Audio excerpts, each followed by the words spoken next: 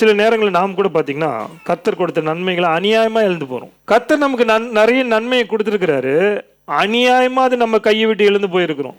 சொத்தை கொடுத்துருப்பாரு, சுகத்தை கொடுத்துருப்பாரு, உறவுகளை கொடுத்துருப்பாரு, வேலையை கொடுத்துருப்பாரு, ஊழியத்தை கொடுத்துருப்பாரு. இன்னைக்கு நிறைய நேரத்தில் அதை நம்ம இழந்து போயிட்டு சும்மா நிற்கிறோம். 1 சாமுவேல் 30:7.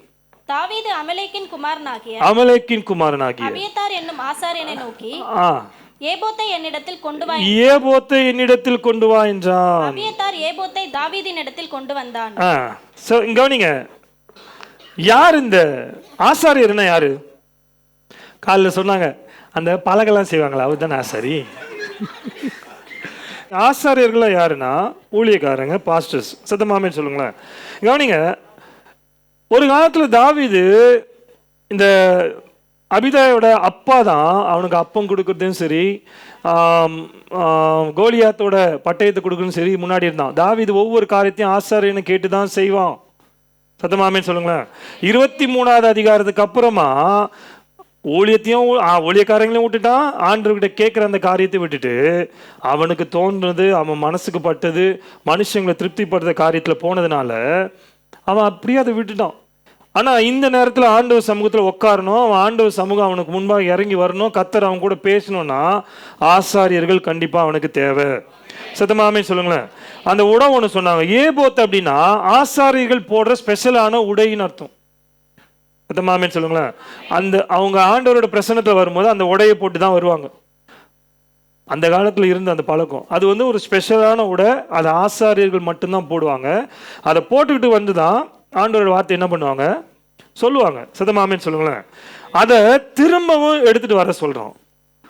23வது அதிகாரத்துக்கு அப்புறம் எந்த நேரத்துலையும் அவன் பாஸ்டர் கண்டுக்கவே இல்லை, ஆசாரியர் எதுக்கும் கூப்பிடல, அவனுக்கு தோன்றதெல்லாம் பண்ணான்.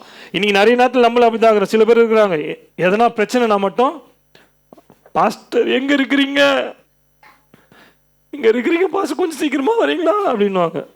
பிரச்சனை முடிஞ்சதுக்கு அப்புறம் பாய். ஓ, பாஸ்டர் ஒருத்தர் இருக்கிறாரா, ஹலோ, இப்படி இருக்கக்கூடாது, தாவீதை போல இருக்காதீங்க. சதமாமேன்னு சொல்லுங்களேன்.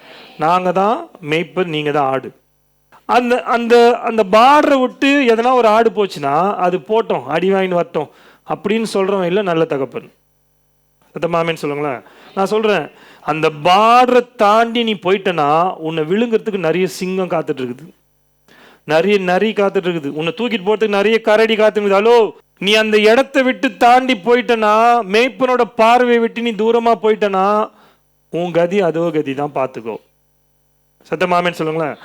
ஆடு போச்சுன்னா சொல்லுவான், குரல் கொடுப்பான், இங்க வா, வந்துச்சுன்னா நல்லது. அதையும் மீறி தாண்டி போச்சுன்னா என்ன பண்ணுவாங்கன்னு நினைக்கிறீங்க? கொம்பெடுத்து அடிப்பாங்களா, அடிக்க மாட்டாங்களா? அடிப்பாங்க. ரொம்ப ஏன்னா முரண்டு பண்ணுச்சுன்னா என்ன பண்ணும், கயிறு போட்டு கட்டி வச்சிருவாங்க, அது பழகுற வரைக்கும். சத்தமாமேன்னு சொல்லுங்களேன். நான் ஒரு டிரைவர் மாதிரி, உங்களை இறக்கி விடுற வரைக்கும் நீங்கள் யாரும் இறங்கக்கூடாது. சத்தமாமேன்னு சொல்லுங்களேன். நான் சொல்கிறேன், பரலோகம் தான் நம்ம ஸ்டாப்பு. கவனிங்களேன், ஏன் சொல்கிறேன்னா ஆசாரியர்களை நீங்கள் கனம் பண்ணணும்.